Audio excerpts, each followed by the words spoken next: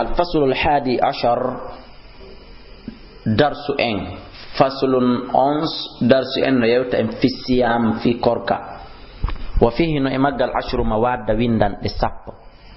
المادة الأولى ويندان أرنردن في تعريف الصوم نيوتا في أندنغول إن كون كوركا وتاريخ فرده الدات ساي ككوركا كم فرلا. أولا تعريف الصوم أندنغول إن في كوركا تو الصوم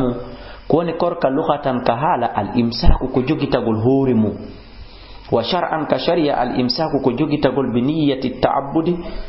tawa on tigi ko wadi dum ko anniye dewal jogi tagol accita anil akli nyamgol wa shurbe yargol wa ghishiyani nisa'i erendugol e sonnabe wa sa'iril muftirati e dandanangal tajaydi din min tulu'il fajr ila kafir al fajr ila ghurubi shamsi haka mutalnange. Saniyan tarikh fardiyati sawm tarikh farle gol kortaka فرض الله عز وجل التي تؤمن فرلي على أمة محمد صلى الله عليه وسلم يدوم افتنلاد أسفيام كوركا كما فرضه ونفر لك على الأمم يدوم افتنج التي إن سبقتها أدتيدي بقوله تعالى سبدال المكة يا أيها الذين آمنوا كتب عليكم الصيام كما كتب على الذين من قبلكم لعلكم تتقون. وكان ذلك جيبال أو آيات في يوم الاثنين إن يلان تنين من شهر شعبان sabburdu wilewru wi'etendu sabburdu suuma yendu sanata sanataini e hitande dimmere de min al-hijrati al-mubarakati firgu wadangu barki iwgol na laato makka seno madina. al-madatu thaniya windande dimmere den fi fadli sawm yewta en fi bural kon kom e korka wa fawaidihi e nafuriji kon e korka. alif fadluhu bural korka yash'aru ido seditano li fadli sawmi bural korka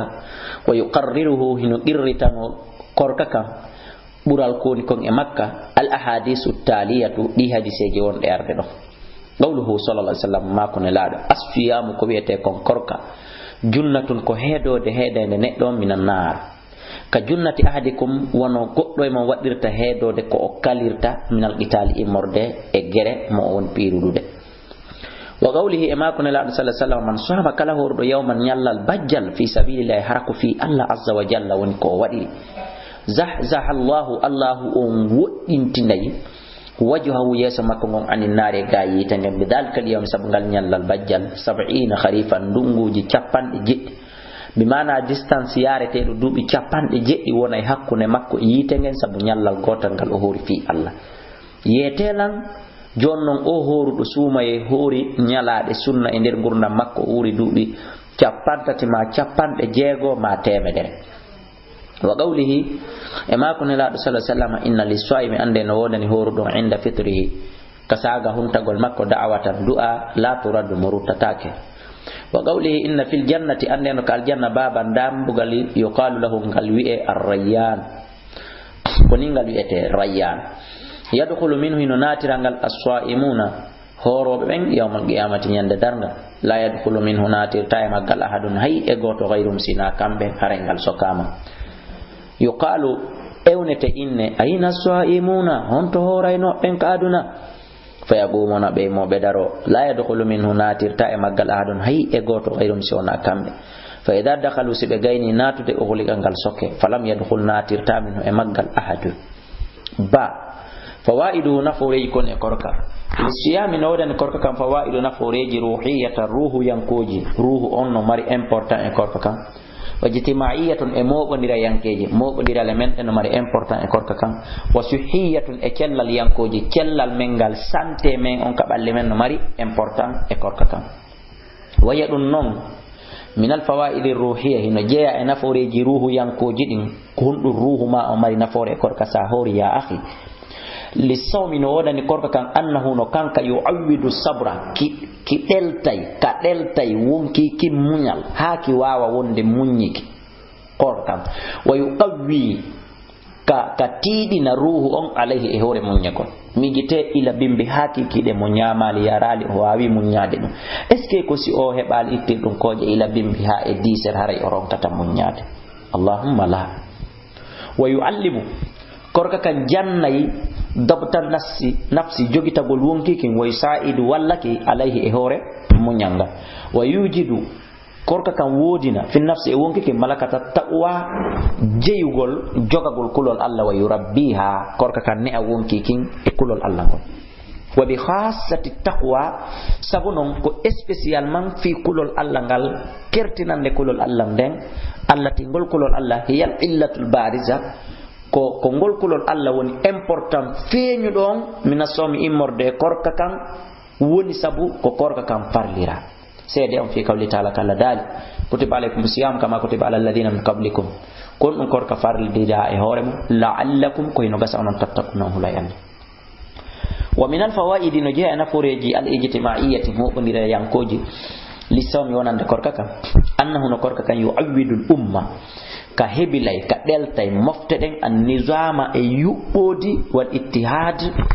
فبونديرال فبا ونا هونde wotere jogondira وحب العدل يدغول نندال والمساوات افوتغول ويكون كوركا كان كلاتنا في المؤمنين حقون غومدي مين عاطفه الرحمه نويند يرمنديرال وخلق الاحسان يغي كومو كما يسون وانا كوركا كريني تا المجتمع موبنديرانغال دنتانغال من الشرور امردد دغول بونيجي والمفاسد ابونيجي ومن الفوائد الصحيه نجيا انفوريجي كلال يانكوجي دي لسيامي ونande kado korka annahu no korka kan yutahhirul am'a kalabinay tete kongol ko tete kol nene wongol kongol wiete al am'a wa yuslihu kamodina al mu'data fulkurunu on fami ka foutina fulkurunu kamodina fulkurunu lotandu itta janya den hala wa yunazziful badana korka kan kalabinay badunu laba pos min al fadalati immorde en jandugol ha fejjita warrawasibi en jandugol ha tekkondira wa yukhaffifu korka kan ka foygintinayi ka duitay min wata isamni immorde tulondirgol bellere nden ka bandu wa subulil batani e teddugol derongol jodo hato be shami sabu bellere wil e mbusowil e fayfayruwi wa fil hadis nare hadis an ko jetane sallallahu alaihi wasallam kabe marke suumo tasihu hore sello korka kan ko ka pikiru ko ka comprimé ko ka dadi ko ka cebe korka ka musibe juldu al madatu salisatu windande tata berene no yewta en fi ma yustahabbu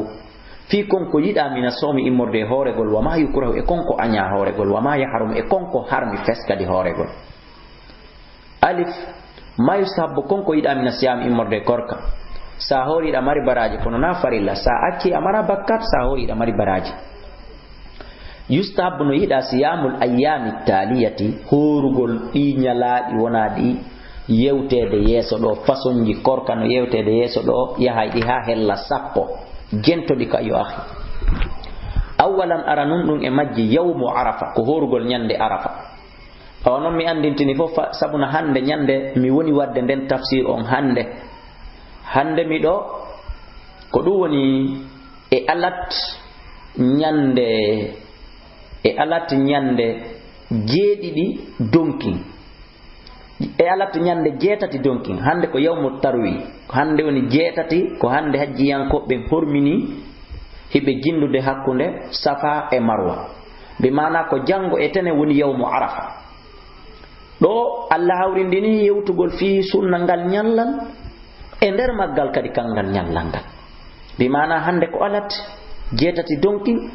jango ko sappo jeenay donkin ko jango ni yawmu arafa donc do min tigi won do yewtude do on ko mi do hani préparagol ila do fi horgol jango amma onon kadi ila kanan don préparo don fi horigol arafaaji wondi yarde din ba onon on hendota ko tafsir on do hande fi ko andintinta on fi o arafa jangojo do kono bi mashiati Allah bi awni sabu yurmende Allah on hendoto tafsir jidi kono andintina on fi préparagol fi arafaaji wondi yarde din horugol arafa ko no yida ko sunna li ghairi al hajj harawana hajji yanko ben pelerem ben don horata wa huwa ko woni yawmu arafa tasi'u dhil hijja ko nyande jeenay donkin li qawli sallallahu alaihi wasallam sawmu yawmi arafa horgol nyande arafa yukaffiru hubbitanay neddo on dunuba sanataini bakkatuji ko ni dubi didi madiyatan hitande febbiu nenen wa mustaqbilatan hitande wonderde Allahu akbar Abdullah kala hebi occasion bakkatuji di mi wadi 2013 e di mi wadi ta 2014 yo mi horu jango tun e tenen Allah yaafolam e ɗi sarti simi wuɗɗitike bakkatuji janni ɗin Allah yiɗilam o neminilam min e ɓe wonɓe lan jentade wa sawmu ashura horugol nyande sappo jombente yukaffiru kañum hoɓɓitay itta sanatan madiyatan hitande wotere feƴƴunde on andi en heɓi ñallal gotal yiɗangal hooregol jeenayi donkin thaniyan ɗimmun ɗum eko duwa hoorede ko yawmu ashura wa yawmu tasu'a horugol ñande jeenayi jombente e horugol ñande sappo jombente wa huma koni ɗen ñalaɗe ɗiɗi al ashiru wa tasi'u ko ñande jeena e sappo min shahri muharram immorde lewru wi'etendu jombinte ndun ko ndu woni premier mois on ka islam li qawli sallallahu alaihi wasallam sabba ko ne laado wa sawmu yawmi ashura horugol ñande sappo jombente yukaffiru hoɓɓita itta sanatan bakkatuji wonɗi e hitande madiyatan feƴƴunde nden kama sama sallallahu alaihi wasallam no laado horirno yawmu ashura ñande sappo jombente wa amara be yamil bi siyami horugol ɗum wa qala bi maki idha kana al-aamul muqbil silatike hitande wonde arde den tawilan inshallah si Allah jabi mi do wuri sumna al-yawma tasi'a en hore kadi ñande jeena e on watti den e sappo fiye lutondiri e al-yahud parce que yari al-yahud hore ñande sappo jombente salisan sittatu ayyamin horugol balde jeego min shawwal imorde e juldan foti a jokkindirde foti kaka balde sappo sakkitori horuɗaɓe foti kaka sappo hakkundejo foti kaka sappo arano li qawli sallallahu alaihi wasallam man sama ramadana kala horuɗo suumay no hana horirede no wa atba'ahu o jokkintini suumay kadi sittan jeego min shawwal immorde e juldan kana o wawi ka siyami darɗo no horuɗo hitande nden fof on andi noon joɗotoɓe inna honno innete yo suumaye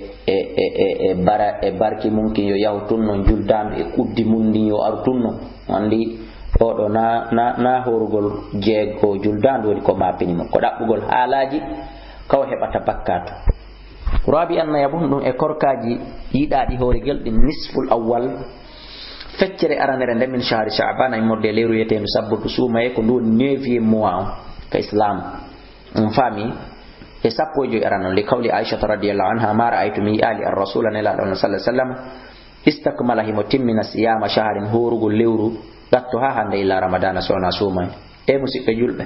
ɓe wonɓe horude noon rajibi kontoɓe mari dalil kontoɓe tippi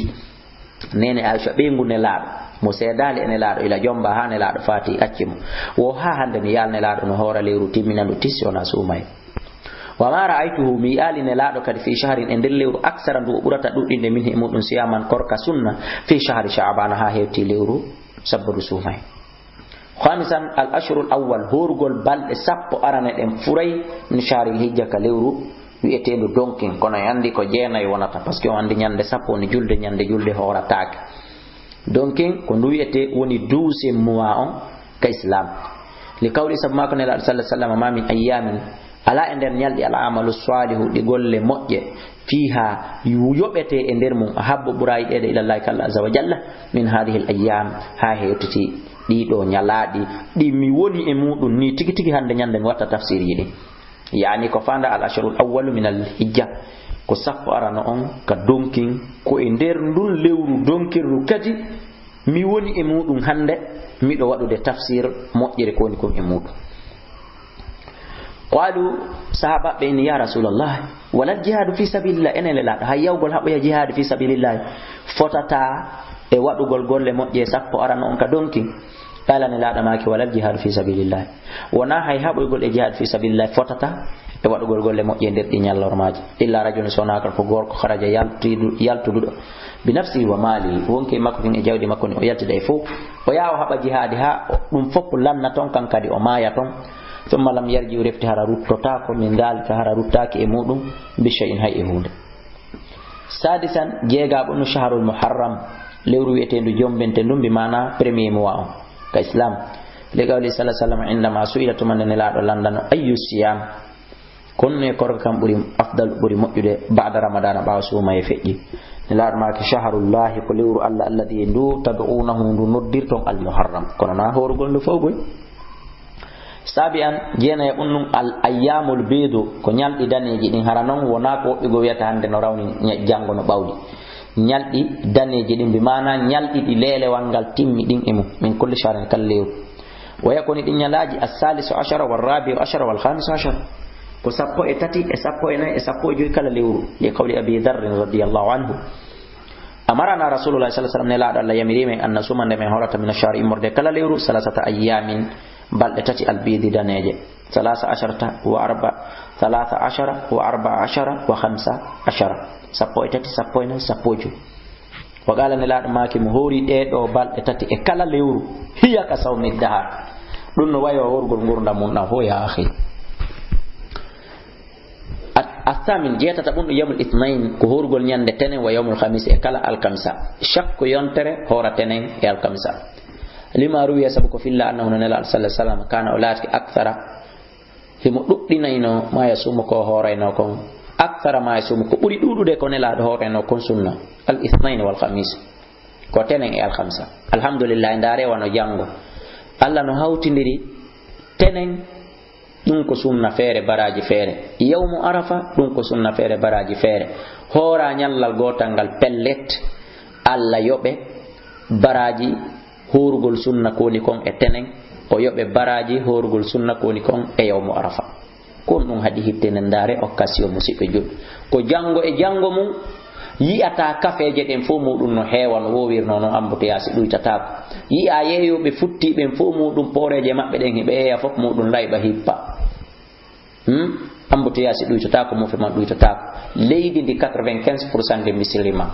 mais comment ça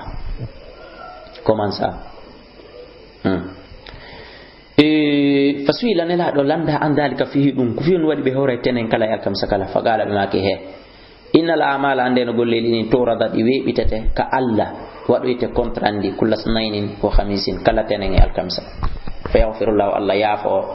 e der den bala nyalaade didi li kulli muslim kala juldo aw li kulli mu'minin ma kala gomino illa mutahajarain sonara ko tajondirbe dido musibbe julbe dido tajondirbe be don alla ineno dossier ji be do di natte tonta fa yaqulu alla dala akhirhuma nettinane be do taw hatuma be mo'ini wo hitane be mo'ini wo on say mi yafotobe yetelansi be maayi non no tajondiri be mo'inali dossier ji mabbe di no buga wallina to hare ko on woni munyondiren accen tajondirgol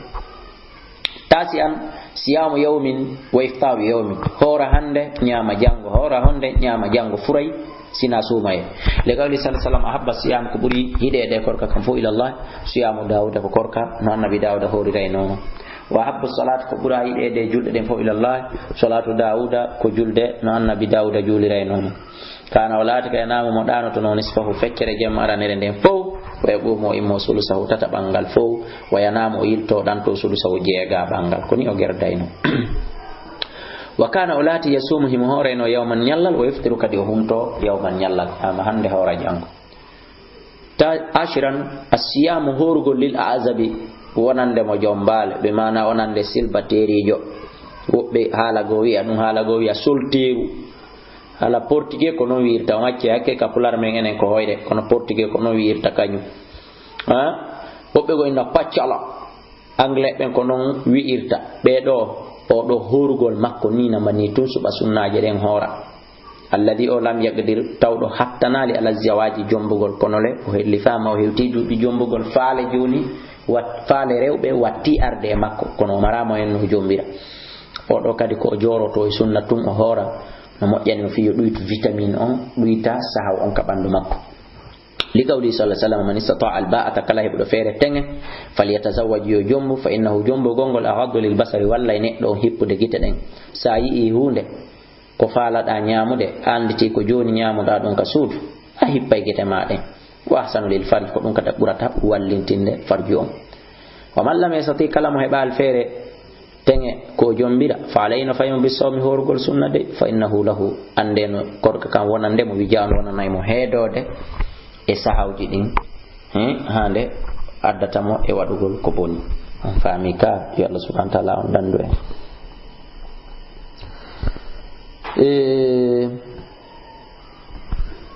rawah al-bukhari ba ma yukraw joni ko anya kon non joni mina sawmi morde korkan en yewti ko yida kon joni ko anya kon awalan siyamu yawmi arafa horgol nyande arafa liman waqafa biha wonande on darido arafa on andi horugol arafa wonande enen wombe gaabe nini bay hikka enen Allah mo yanale en hajjoy gol kono ko hunde nde sunani den yalla newina en hajjoygol laawi wadu ya umar kadi laawi ranande wotere nande didi nande tati simaya ya hayyu ya gayyum enen horugol jango enen be Allah arskali be yahugol hikka ko arata yo Allah wade jiyabe yahube amin horugol men ko sunna kambe wonbe to ni darotobe jango kambe horugol mabbe no anya lina hayi sabu hadore ne laado Allah sallallahu alaihi wasallam an sawmi yawmi arafa fi horugol leru nyalande arafa liman bi arafa wonan ne wondo arafa saniyan siyamu yawmil juma horugol nyande juma munfaridan weddina inna min ba juma ko nyalande mojjere min shakku juma mi horay dum ko anya dum li qawli sallallahu alaihi wasallam inna yawmal juma ande nyalande juma idukum ko idi mo ko yon loto ha laaba borno don daneji yahon juulon aro nyamo janto don inde Allah fala tasumu watan horu e mayre illa an tasumu sona horon qablahu adi mayre don alkamisa aw ba'dahu ma horon bawti mayre doni asewe jango salisan siyamu yawmi sabti munfaridan subugol kadi asewe tun hora de kawli sallallahu alaihi wasallam la tasumu yawma sabti watan horu nyalande asewe illa fi maftarada alaykum si onara ko kon ko farla e mon ma sunna hawra e mudum wa illa mi jidda hatukum haysi goddo e modon hebali ko nyama illa liha si ona ko wiete ko liha ko lekkun yakkete ko ndiyan dan sibe illa liha ina bin si ona lekkun inab hara yo jettudun don o jakka o sibo aw oda shajaratin ma chalu lekku wo lekkun falyamdahu yo jakkudun o modan ndiyan dan fitu wata won himo hori rabi'an sawmu akhir sha'ban hurugol fekkere sakkitorde den kasabbu sumay sappo jo sakkitoro ligali sallallahu alaihi wasallam idan tasafa sha'ban si sabbur suma e fekke hakkunde fala tasumu taw hore han kadi joni ko yon preparo fi farilla wondo arde o wadon bandu mon dum entretien kene wato naate horugol sunna don ha dum lo ina on ronko yo wawde daranaade farilla allahumma si wana haramo yo baali suma e fekkino do himo wodi ko nyawli e mum o he baal fere yobugol haka sappo jo sakkitoro on don o yobay tanbihun findingol الكراهة كو أنيا في صيام هذه الأيام إهورغول ديدو نيالادي كراهة تنزيه كو أنيا دلاب بينغول نقدو وما يلي أما دي أنيا دي ون دي أرددو كراهة تحريم كو أنيا دي هرمون وهو كوني دي أنيا دي هرمو دي پس هورغول نو أنيا سبو هرمغول مو دون داكو هينو أنيا سبو لاب بينغول ما أنيدو awalan alwisalu jokki dirgol horugol hora haaki kide ronka huntade kontina don jemma on kadi weta bimbi nyallangal kontina wa wadum wasalatul yawmi ko jokki dirgol korka kan yawmayni balde dil fa akthara ma ko buri bila iftarin ko alda tajugol li qawli sallallahu alaihi wasallam la tuwasilu wato jokki dir korka wa qawli e ma ko mabbe iyyakum hadiyan wal wisal e jokki dirgol saniyan sawmu yawmi shak horugol nyalande sikke hande ko nogay e jeenay sabburdu suumaye lewru ndon ronkeyi eede anda lewru dari no madaraki weta bimbi tunan joroda e mudum hora dum no harmi wa huwa kunu yawmu salasina min sha'ban ko horgol nyallal cappan tatabangal e der sabburdu suumaye le kawli sallallahu alaihi wasallam man sama yawma shak kala hor nyalande sikke fagad asa abul qasim haray o yeddi e baba gasim kone la no ni baba gasim salisan sawmu dari horugol furaye horitun kayida on horitun o koni dum sawmu sanati ko horugol hitande kulliyande fu bila fitri fiha ko Allah hun tagor le kawli sallallahu alaihi wasallam la sama korka alana man sama abada on hordo furay wa gawli man sama abada kala hordo furay odo wala sama hora wala aftara o nyama kanko andi ko jokki rabian sawmul mar'ati ndek sonna jo horata sunna mi precise de mi inni sunna bila idni zawjiha ko alda e disagol modi makko yananama o wa hadirun ta modi makko ino tawa don kambe wondi amma korka farilla goddo landota ko don goddo kono korka sunna sonnajo so hore ko yo consulte modi makko tam modi makko ya yani fi on ta haaju modi makko yanu e yanugol e makko nyalorma rendigu tawa korka kan sakkoto modi makko e makko ma modi makko forsaymo korka kan bona ko be andolir tamal antan to wad li qawli sallallahu alaihi wasallam la tasumil mar'atu sonnajo hana horude yawman nyallande wahidan hay wotere wa zawjiha shahidun haram modi makko hino don hibe wondi illa be din sona e dunga e makko illa ramadan sona sumay amma stawni ko sumay horay dun don ko doni lernde dariwo jim الصوم المحرم هورغول جومبنت وهو صوم الايام التاليه الصوم المحرم korka harmuka kan few ndo nano anya kono harmi mo wadi o bi bakkat kan ko yalla be habi few wa kon sawmu ayyamil taliya ko horgol de bala nyalaade wonde arde do den nayi awalan sawmu yawmil idi horgol nyande julde fitran kana aw adha foti ko julde donki foti ko julde sumay no harmi li qawli umar radiyallahu anhu hadani di nyalaade didi yawman ko nyalaade didi na rasulullah sallallahu alaihi wasallam no hadi an sawmihi ma fi horgol e majji yawma fitrikum nyalande julde sumay modon min sawmikum imorde korka mon kam wal yawma nyalande alladina ta'kuluna nde nyamaton fi modon min sukum imorde sunnaji mon di hirsudon ni dum ko donki saniyan ayyamu tashrik salasa nyalaadi nyamete yare fije ndaru dagindo jante inde Allah din tati nyalaadi tati kido ko der sallallahu alaihi wasallam nelado Allah nelno sa'ihan ewno todo yasihu mono ewno fi mina mo wiya ansu ni la tasumu wa tamhuru hadhihi al-ayyama nder de do balde tati nani fa inna de nyalaade do ayyamu aklin wa shurbin wa bi'alin ko nyalaade nyamugol e yarugol e fijudugol e beengure nden nokko go watti dum wa dhikrillahi e jantagol inde Allah kono dum wattaake do kadi wa fi lafdin awa hino do no are kongol wa dhikrillahi jantagol inde Allah salisan ayyamul haid wan nifas horugol nyalaadi di sonnajo yi'ata ella fiila e makkomma ella kawnide di jambisgo batte ko jibini kon horugol don no harmi ko hawjo ko ulata Allah wacca dum don tajaw loto non so hor foti ko farilla foti ko sunna edo ko al ijma'u hino fattana ala fasadi e do bonugol sawmil haidi korka fiilide wonni fasai wondo yide besungo le qawli sallallahu alaihi wasallam alaysat ene onal ida hadat sufili kalam tusalli wajulata walam tasuma horata kono woni fadalika ko dum do minni ko sani diniha foni duitagol dina makko kan rabi'an